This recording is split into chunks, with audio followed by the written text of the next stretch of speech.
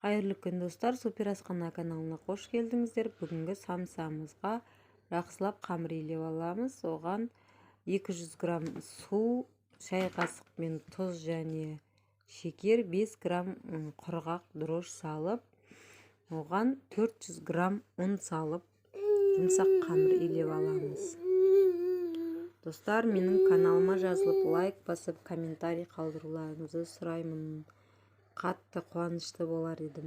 Менің дамуыма осылай үлес қоссаңыздар екен. Қамырымызды осылай жақсылап илеп аламыз. Барлығын араластырып, әдемі жұмсақ қамыр шығады. Қамырдың бетін пленкамен жауып, оның үстіне жылы мата жауып, жарты сағатқа немесе 1 сағатқа қалдыруға болады.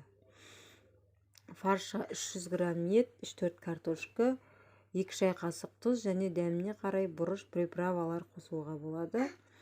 Араластырып қойып қоямыз. Қамырымыз дайын болғаннан кейін оны 2 бөліп аламыз. Және бір бөлігін домалақ қып жайып аламыз. Достар, фаршқа сіздер қалауларыңыз бойынша жуа немесе басқа көкөністерді қоссаңыздар болады. Біздің отбасымызда жуаны ұнатпайды, сол үшін мен тек қана картошка қосамын. Мінекей қамырымыз дайын болды, домалақ қып жайып алдым. Енді осыны біз бөліктерге бөліп аламыз, видеодағыдай.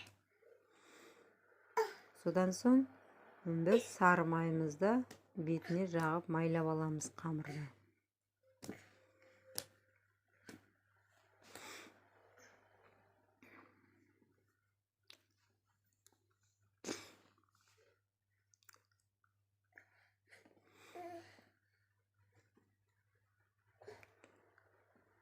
Қамырымыз безендіру үшін қамырды үшбұрыш жағын 2 тесікке тесіп аламыз. Үшбұрыш жағын тіліп қоямыз.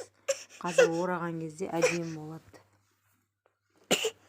Содан соң фаршымызды салып, қамырды бүктейміз.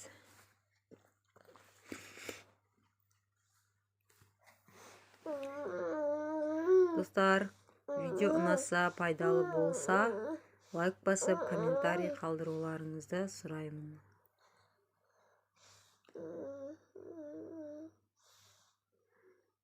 Самса өзімізге қатты ұнады.